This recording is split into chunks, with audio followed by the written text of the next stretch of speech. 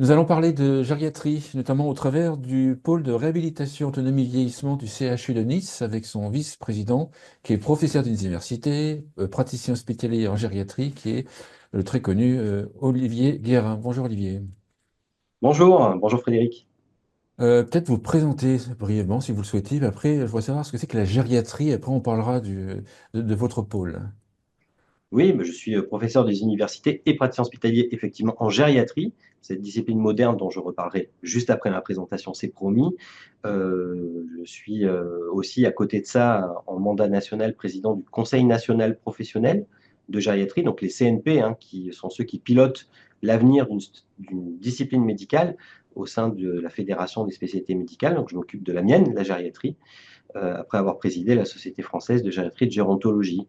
Et puis j'ai eu comme mandat récent aussi le difficile honneur de participer au Conseil scientifique Covid-19 pour le président de la République dans le cadre de l'état d'urgence et de la pandémie. La gériatrie, pour ceux qui ne connaissent pas. Alors la gériatrie, c'est une discipline médicale, hein, une qualification ordinale, pour faire court, hein, donc c'est une vraie discipline, reconnue par l'Ordre national des médecins, évidemment, qui est assez récente. Ça fait partie de ce champ des médecines populationnelles qui sont promises à un très bel avenir parce qu'elles répondent de manière efficace à l'évolution des besoins de santé des populations, aux côtés de ce qu'on appelle les disciplines plus classiques, notamment les disciplines d'organes, hein, que tout le monde connaît bien, la gastroentérologie, la pneumo, la gastro, la cardio et les autres disciplines médicales d'organes. Donc les autres disciplines populationnelles, d'ailleurs, c'est toujours intéressant de les voir, au-delà de la médecine générale, évidemment, qui est populationnelle par nature, c'est la psychiatrie, la pédiatrie, la gynécologie et donc la gériatrie. Et donc, vous voyez bien qu'on a une vision spécifique et donc des compétences spécifiques pour une population qui nécessite un regard spécifique. Donc, la gériatrie, on est issu le plus souvent pour les anciens d'autres disciplines. Moi-même, je suis gastroentérologue et cancérologue digestif de formation initiale. Depuis 2017, maintenant, nous avons un DES, un diplôme d'études spécialisées, donc des jeunes qui choisissent à l'internat, l'ancien internat, ça ne s'appelle plus comme ça, maintenant ça s'appelle l'EDN, la discipline gériatrique, et qui font un internat en gériatrie, un troisième cycle des études médicales. Donc vous voyez, c'est vraiment récent et c'est une discipline qui est en plein essor un peu partout dans le monde. Et on a la chance en France d'avoir une structuration qui a été un peu en avance sur pas mal de pays européens et de pays internationaux, à l'international aussi. Donc on peut dire que de ce point de vue, la France s'est adaptée au point de vue disciplinaire, même s'il reste encore beaucoup de travail en termes d'organisation, de réorganisation du système de santé dans son ensemble et des hôpitaux en particulier, puisqu'on va discuter d'un pôle hospitalier, pour rendre service du mieux possible à la population finalement. Et si je dois définir la gériatrie, c'est une discipline dont le but est de faire que les patients qu'on nous confie, qui sont donc des patients âgés, continuent à fonctionner. C'est une discipline du fonctionnement. Et ça, c'est une révolution culturelle dans le champ de la médecine. La médecine, jusqu'ici, était très curative. Il fallait des cardiologues pour vous sauver de l'infarctus du myocarde.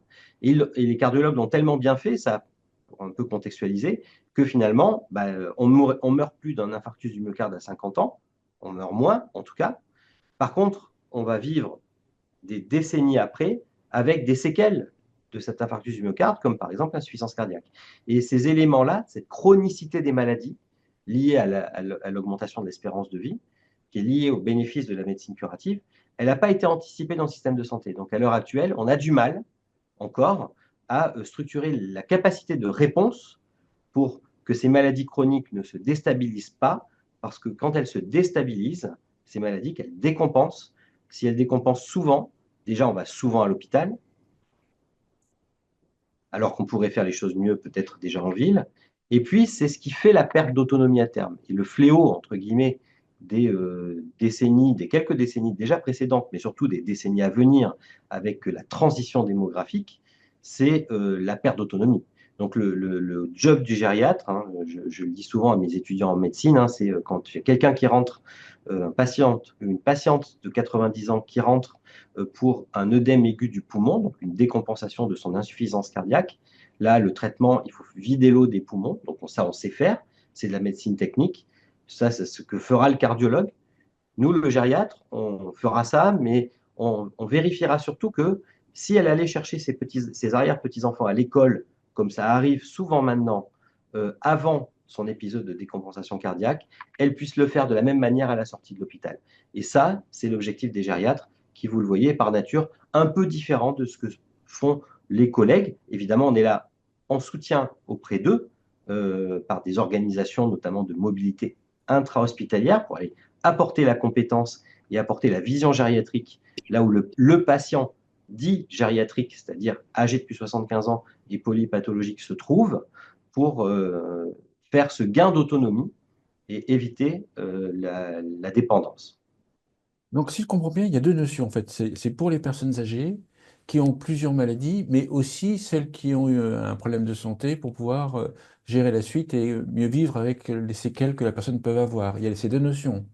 Et Je exactement, confonds les deux, pour les patients qui sont hospitalisés, parce que bien les sûr. gériatres maintenant travaillent beaucoup sur les aspects de prévention, donc en écologie, on va dire, donc à la maison, pour gagner du temps sur l'apparition des maladies, gagner du temps sur le risque d'aggravation des maladies et donc gagner du temps sur la perte d'autonomie et la dépendance.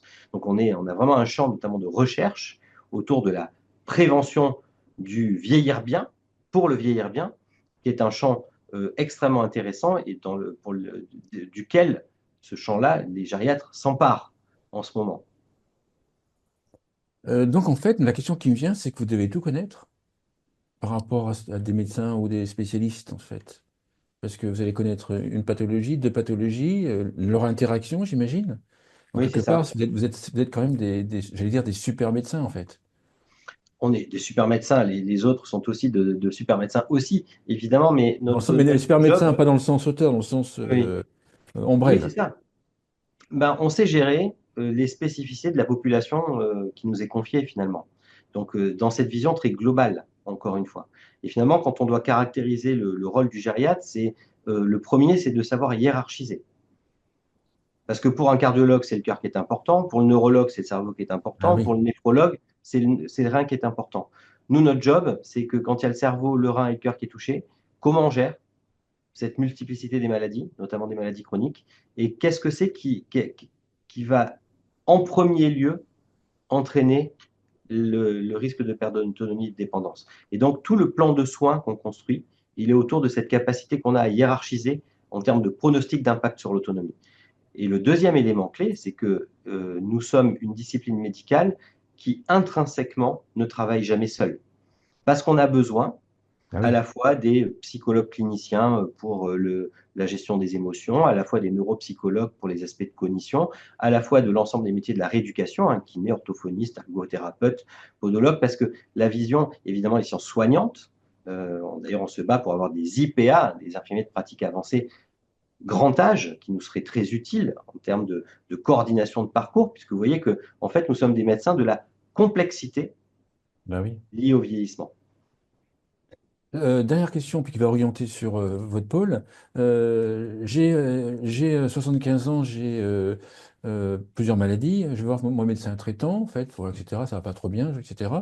Il m'oriente quoi? Il m'oriente. Comment se fait l'orientation? Est-ce qu'il m'oriente, voilà, chez Anis, par exemple, il m'oriente vers un spécialiste d'une maladie qu'il aura détectée, d'un truc, ou alors il m'oriente directement vers votre pôle de gériatrie. Comment est-ce que ça se passe, en fait? Alors, je dirais que la culture gériatrique est en train de prendre auprès des collègues de médecine générale. C'est encore, je trouve, beaucoup trop lent, vu les enjeux populationnels, malheureusement encore parcellaire. C'est-à-dire que le système de santé, je vous le dis, je vous l'ai dit, hein, ne s'est pas encore adapté à la transition démographique et au vieillissement accéléré et en nombre de la population, et donc l'émergence de ces besoins de santé. Donc à l'heure actuelle, on reste quand même sur un modèle, il faut le dire, assez classique, où le médecin généraliste travaille avec son réseau de médecins spécialistes d'organes, et finalement le patient âgé, ben, il va aller voir le néphrologue, il va aller voir le psychiatre, il va aller voir le cardiologue, il va aller voir le rhumatologue, et puis le médecin généraliste va essayer de faire la synthèse, mais lui n'a pas forcément toutes les armes, Bah oui. notamment sur ce sujet dont on parlait, de hiérarchisation on va dire, de culture de l'autonomie. Donc on est là Donc pour les. quelque part, c'est à la famille de pousser le médecin traitant pour discuter, aller voir du côté de la gériatrie, alors. À l'heure actuelle, ça arrive souvent comme ça, et notamment sur là où on est relativement bien identifié, parce que ça fait longtemps qu'on s'en occupe, que sont les maladies neuroévolutives, Bien cognitives. sûr. Par Ouais, bien exemple, la sûr. maladie d'Alzheimer. Donc, Bien c'est sûr. souvent sur cette pathologie-là, qui fait décompenser toutes les autres assez vite, en termes d'autonomie, qu'ils nous sont adressés. Maintenant, il y a des médecins traitants qui ont parfaitement compris tout ce qu'on pouvait leur amener dans leur exercice et qui nous envoient des patients pour des bilans. Nous, on a des structures de consultation, d'ambulatoire, de ce qu'on appelle des hôpitaux de jour, qui permettent de faire des bilans globaux. On appelle ça de l'évaluation gériatrique standardisée. Hein, donc, on fait une évaluation globale dans tous les champs de la personne, hein, que ce soit le champ cognitif, le champ émotionnel, le champ fonctionnel de la marche et de l'équilibre, le champ du risque de la polypathologie et de la iatrogénie, donc des traitements qui sont prescrits à cause de ces maladies chroniques, le champ nutritionnel. Donc nous, on fait le champ social, évidemment. Donc on fait le bilan de tout ça, ce qui nous permet de faire un rapport qui permet aux médecins traitants de mieux adapter sa vision de médecine de ville, de médecine de soins primaires, pour des patients aussi compliqués que sont les patients âgés polypathologiques.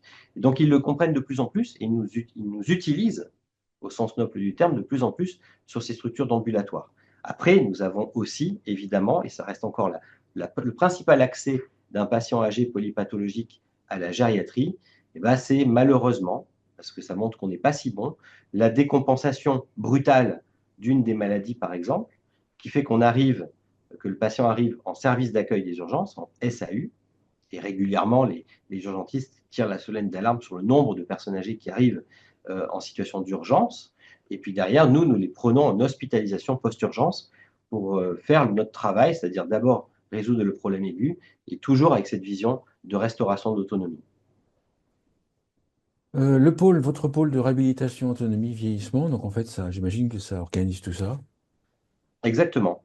Avec à la fois donc les structures ambulatoires ouvertes sur la ville, consultation, hôpital de jour, et puis derrière les structures d'hospitalisation, de court séjour, de convalescence, pour faire court, ce qu'on appelle les unités de SMR, et puis derrière aussi des unités dites médico-sociales, hein, de soins de longue durée ou d'EHPAD, qu'on a aussi en environnement hospitalier chez nous, et puis ces unités dites mobiles, hein, à la fois sur la coordination en oncogériatrie, parce que le cancer nécessite une vision un peu globale et le gériatre il prend toute sa place pour les patients âgés atteints de cancer, de la gérontopsychiatrie, donc pour les patients âgés atteints de pathologies psychiatriques et qui vieillissent avec leur pathologie psychiatrique. Une unité mobile, ça c'est très nouveau et on est parmi les premiers à le faire, cognitive et comportementale, donc ça c'est pour des patients qui auraient des maladies de type Alzheimer, pour faire court, hein, des maladies neuro-évolutives à la maison ou en EHPAD et qui présentent des troubles du comportement qui rendent difficile soit le maintien en collectivité comme l'EHPAD, soit le maintien à la maison. Et donc, on projette avec une vision très transversale. On essaie de prescrire le moins possible de médicaments en utilisant les interventions non médicamenteuses basées sur les preuves pour réguler les troubles du comportement. Alors que c'est vrai que SOS médecin ou un médecin généraliste qui n'aura pas cet environnement-là et cette équipe pluriprofessionnelle aura tendance, lui, à mettre des médicaments. Et on sait que les médicaments, ben, c'est en dernier recours. Donc, vous voyez qu'il y a toute cette dimension-là de mobilité, hein, puis la mobilité extra-hospitalière et la mobilité intra-hospitalière. Donc, on a une grande part de notre activité qui est une part d'expertise auprès d'autres collègues de santé et en particulier d'autres collègues médecins. Est-ce qu'on peut dire que c'est un hôpital dans un hôpital? Un D'une CHU dans certaine un manière, oui, CHU? c'est vrai. Alors après, comme vous l'avez dit justement, le gériatre, il touche à tout, mais évidemment, je suis moins bon en cardiologie qu'un cardiologue, je suis moins bon en néphrologie qu'un néphrologue ou en neurologie qu'un neurologue. Donc nous, on est aussi là pour appeler l'expertise d'organes quand on en a besoin, et on en a souvent besoin. Donc on est aussi un coordonnateur de parcours intra-hospitaliers, comme on aide aussi à structurer les parcours extra-hospitaliers. Donc on a vraiment une vision très santé publique finalement d'optimisation des parcours de soins en intra-établissement, c'est le job d'un pôle comme le mien, et donc ça en fait un petit établissement dans l'établissement si vous voulez, avec la ville. Qu'on comprenne le nombre de personnes qui bénéficient, alors c'est pas forcément le bon terme, mais qui bénéficient en fait du pôle par an par rapport au nombre de personnes du CHU de Nice, qu'on comprenne c'est quoi, c'est 25%, Alors, 10%, 5%? le ratio exact, j'aurais du mal à vous le donner, mais je pense que globalement, sur l'ensemble des structures du pôle, et si on compte les avis de mobilité, c'est à peu près un cinquième des patients qui utilisent l'objet CHU de Nice qui ont une expertise gériatrique ou une prise en charge gériatrique à un moment donné. Voilà. Il faut bien comprendre que les patients âgés, dans les années 2000, le ministère de la Santé a défini quel était le profil gériatrique, donc des patients de plus de 75 ans qui ont au moins 2 maladies chroniques. C'est eux qui doivent bénéficier d'une expertise gériatrique. Ça, c'est pour l'hospitalier, hein, parce que vous avez compris qu'avec les sujets de prévention, maintenant, nous, on est beaucoup plus tôt que ça Bien sûr. dans l'âge, mais ça, c'est sur la ville pour organiser des interventions de prévention. Mais concernant l'hôpital, ce sont ces patients-là. Il faut voir que ces profils-là, c'est plus en France. À Nice, c'est plus parce que la population est plus âgée. Mais en France, c'est plus de 50% des patients qui sont hospitalisés après être passés par un service d'accueil des urgences qui relèvent de ce profil-là. Donc on voit bien que la transition démographique, le vieillissement de la population fait que c'est quand on vieillit qu'on a des maladies chroniques, c'est quand on vieillit qu'on consomme plus de soins, ça on le sait. Et donc on voit que par la porte de l'hôpital, qui est le service d'accueil des urgences, c'est plus de 50% de ceux qui seront hospitalisés derrière qui relèvent de ce profil-là. Et ça va ne faire qu'augmenter d'une manière très massive dans les années à venir avec la transition démographique, donc c'est-à-dire les baby-boomers qui vont arriver à plus de 80 ans. Hein, on sait qu'entre 2027 et 2053, tous les ans, on aura les plus de 80 ans qui seront nés dans le baby-boom, donc en volume, ils sont très nombreux, ils vont arriver dans ces parcours de soins qui doivent être donc mieux structurés et surtout beaucoup plus importants en termes de volume. Je n'ose pas imaginer vos emplois du temps plus tard. Une personne qui rentre dans la gériatrie depuis 75 ans, qui a plusieurs maladies, qui est rentrée une fois en gériatrie, enfin dans un de vos services, si elle a besoin encore de services de CHU, elle rentre directement dans le service de gériatrie ou, j'allais dire entre guillemets, on refait l'erreur de rentrer par un spécialiste. Bah, en fait, nous, encore une fois, à l'hôpital, à la fois nos patients, on peut les suivre en post-hospitalisation sur nos structures d'ambulatoire, hein, donc consultation et hôpital de jour, en lien avec le médecin traitant, pour justement éviter au maximum les réhospitalisations, en ajustant constamment cette complexité du patient avec la prise en charge de ville. Et ensuite, le deuxième élément, c'est que malheureusement, le plus souvent, ce qu'on appelle les hospitalisations programmées, on a du mal parce qu'on a un capacitaire qui ne permet pas à la fois de faire de l'hospitalisation programmée de manière importante et de gérer le post-urgence. Je vous ai dit que plus de 50% des gens Ah oui. qui arrivent par les urgences, ils ont besoin de lits chez nous en premier lieu. Et si déjà on devait prendre juste cela, on n'aurait déjà évidemment pas assez de lits du tout. Donc on a un peu de mal à faire du programmé, c'est vrai, un peu partout en France à l'heure actuelle. Ça serait probablement intéressant, mais on est, on va dire, sous la déferlante de l'hospitalisation d'urgence qu'on doit gérer, ce qui fait que ça reste encore plutôt un vœu pieux. Et c'est pour ça qu'on a développé les mobilités, notamment les mobilités externes, les équipes mobiles de gériatrie extra-hospitalière, qui sont en lien permanent avec les médecins traitants ou les médecins coordonnateurs d'EHPAD pour réguler au mieux les situations là où elles se trouvent, donc à la maison ou en EHPAD, et prévoir des hospitalisations qui permettent d'éviter le passage par les urgences. Ça a été le grand plan urgence d'Agnès Buzyn, ministre de la Santé, qui disait il faut qu'on s'organise pour éviter que les gens âgés arrivent tous en masse aux urgences, qu'ils attendent pendant des heures sur des brancards, sachant qu'en plus, on sait que c'est très délétère pour leur état de santé et leur autonomie. Hein, des Ouais. fois, en 12 J'ai heures, ouais, vous j'ai avez quelqu'un une de ma personne famille qui a âgée attendu 12 qui heures était sur un encore brancard. capable de marcher Bien sûr. et qui ne pourra plus parce que le temps d'attente à l'hôpital aura été trop long. Il y a quelqu'un de ma famille qui a attendu le jour de l'an, il y a 2 ans, 12 heures sur un brancard, en fait. Bon, bah, après, il y a un problème de nerfs, etc. Ça a Hmm. été 80, oui, je précise, 84 ans. Donc, j'allais dire, en fait, si on veut bien vieillir, il faut être pote avec un gériatre, à mon avis. Vu le goulot d'écroulement qu'il va y avoir, à mon avis, il faut être, faut être pote. Moi, je dirais qu'il faut être pote avec deux personnes. Il faut être pote avec son médecin généraliste, Oui. qui a lui-même bien compris l'intérêt du gériatre avec qui il est lui-même pote. Ah, C'est toujours d'accord. comme ça que ça D'accord. se passe. Euh, Qu'est-ce qui se passe dans les zones où il n'y a pas de pôle de gériatrie comme le vôtre?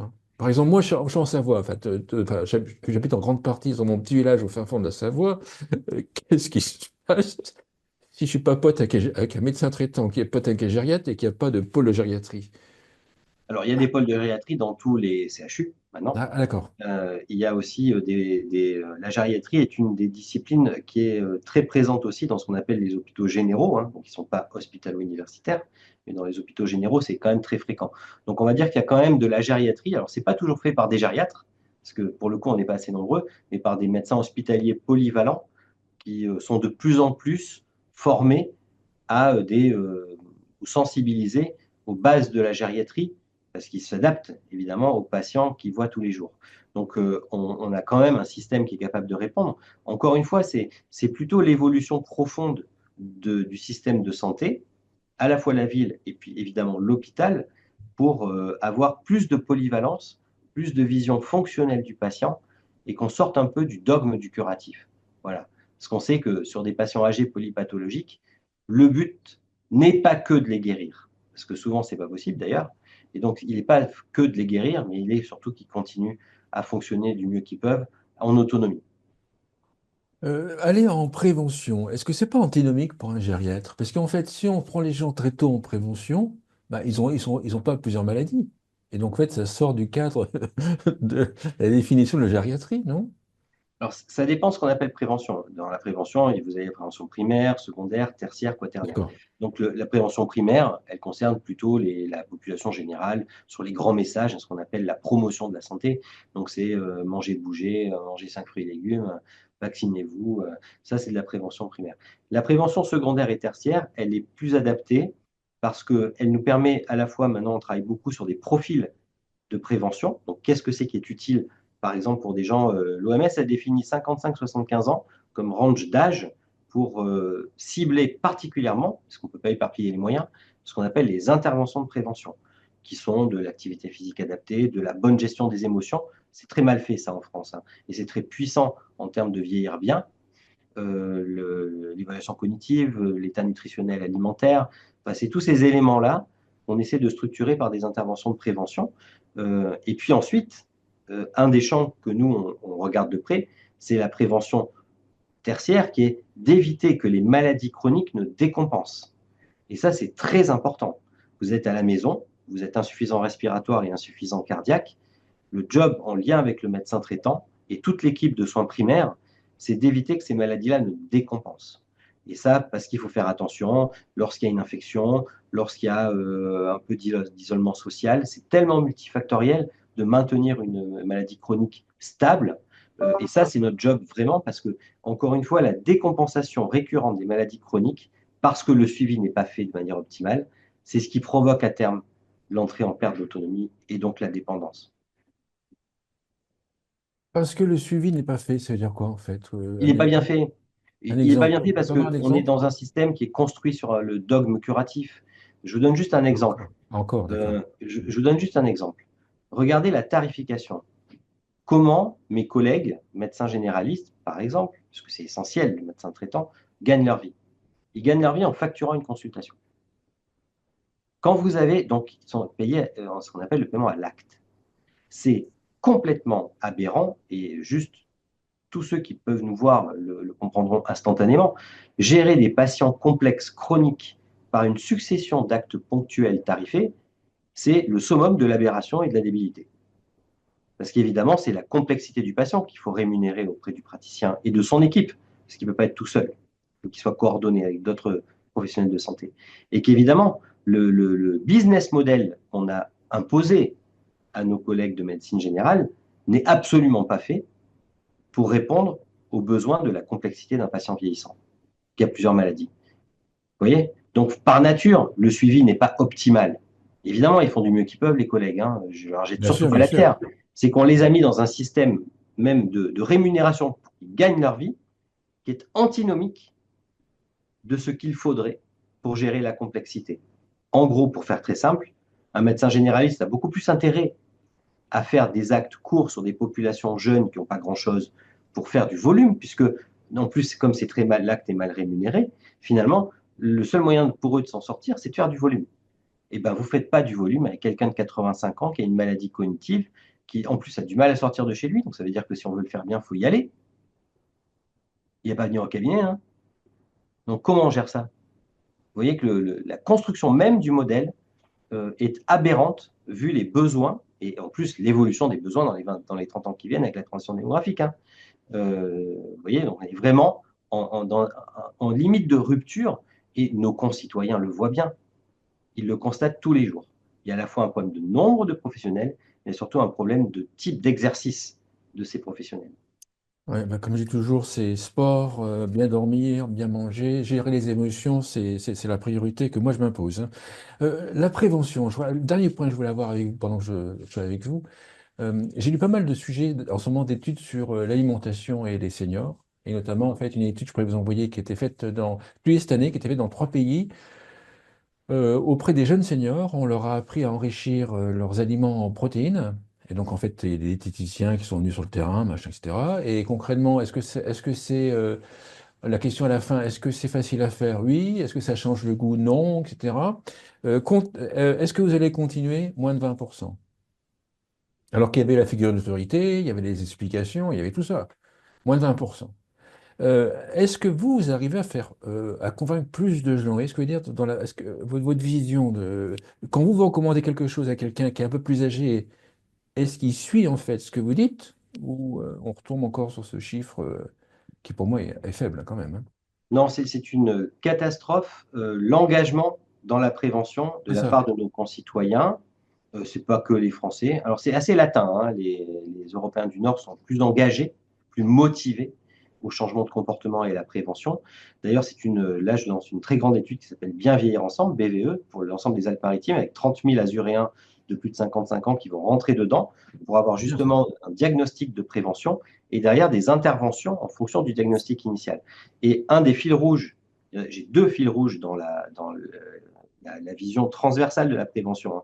Je reviendrai sur votre sujet d'alimentation, mais c'est l'empowerment, comme disent les Européens, donc l'engagement, la motivation, donc avec de la vraie recherche, y compris sur les profils de personnalité, comment bien parler aux gens, apprendre les bons leviers pour qu'ils s'engagent. Ah, génial. Et le deuxième qui est l'accessibilité géographique, sociale et digitale, parce que la prévention sera médiée par du digital forcément de manière de plus en plus importante, puisque de toute façon, il y a un gap énorme entre le nombre de professionnels de santé et l'augmentation des besoins de santé de la population.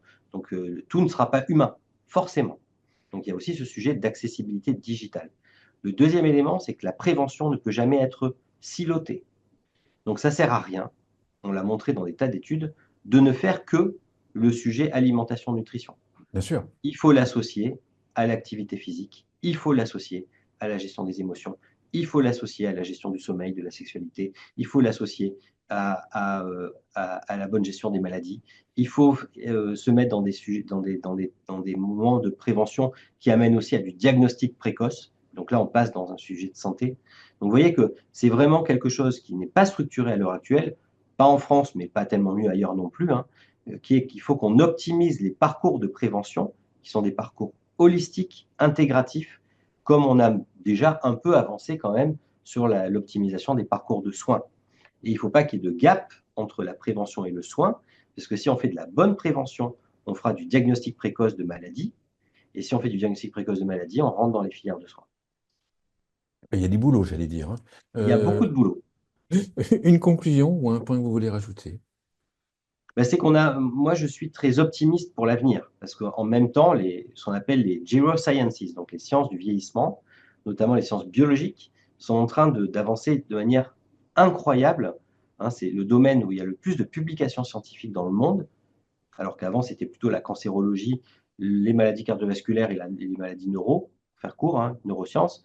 Là maintenant, les gérosciences sont devant. Ça montre que toutes les communautés de chercheurs partout dans le monde ont bien compris que le sujet était d'importance. Et donc on commence à sortir, à identifier des biomarqueurs on rentre maintenant dans de la prédiction.